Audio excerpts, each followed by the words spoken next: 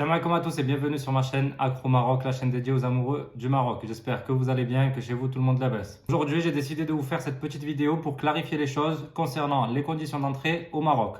L'été approche et beaucoup d'entre vous ont déjà réservé un billet ou hésitent encore à le faire à cause justement de ces conditions d'entrée au Maroc. Alors je vais essayer de faire au plus simple pour que tout le monde puisse s'y retrouver, peu importe la situation dans laquelle vous vous trouvez. Mais avant ça, j'aimerais que vous bombardiez cette vidéo de likes et que vous vous abonniez à ma chaîne si ce n'est pas encore fait. N'hésitez pas non plus à partager cette vidéo autour de vous afin que tout le monde soit au courant des conditions d'entrée au Maroc. Alors c'est très simple, que vous voyagez en avion ou en bateau, les conditions d'entrée sont exactement les mêmes. Je vais commencer par les enfants car je sais que beaucoup d'entre vous voyagent avec des enfants et j'ai entendu beaucoup de choses fausses à ce sujet. Pourtant dans les textes, c'est très clair.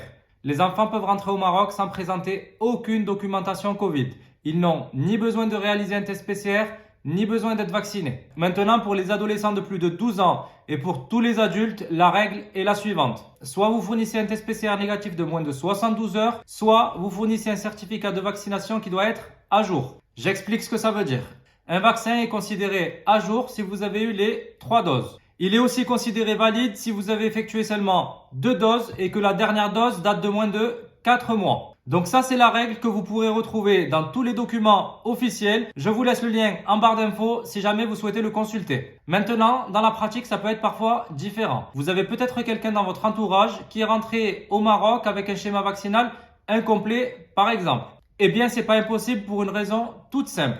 Je ne sais pas si vous avez voyagé récemment durant le Covid, mais vous avez pu vous rendre compte que ce sont les compagnies aériennes qui contrôlent la documentation Covid. Par conséquent, certains agents sont moins regardants que d'autres. Bien sûr, certains vérifient tout dans le détail, mais d'autres font ça à la va-vite sans vérifier vraiment si vous avez toutes les doses nécessaires ou encore si votre test PCR est bien valide. Je peux même vous raconter ma propre expérience. En avril, je partais au Maroc depuis l'aéroport de Marseille et j'ai été étonné qu'on ne vérifie même pas la documentation Covid. Bien sûr, j'avais tout ce qu'il faut sur moi pour être sûr de ne pas être embêté. Mais je vous assure que d'autres personnes autour de moi sont passées sans test PCR alors qu'il était encore obligatoire à ce moment-là. Donc c'est vraiment toi et ta chance, c'est un risque à prendre. Mais entre nous, il vaut mieux ne pas prendre de risques et avoir sur soi tout ce qui est exigé. Surtout que faire un test PCR, ça prend 5 minutes. Alors honnêtement, je ne vois pas pourquoi prendre de risques, surtout quand on a payé nos billets très cher. Autre précision importante, en plus de la documentation Covid, il vous faudra compléter une fiche sanitaire qu'il faudra remettre aux autorités marocaines.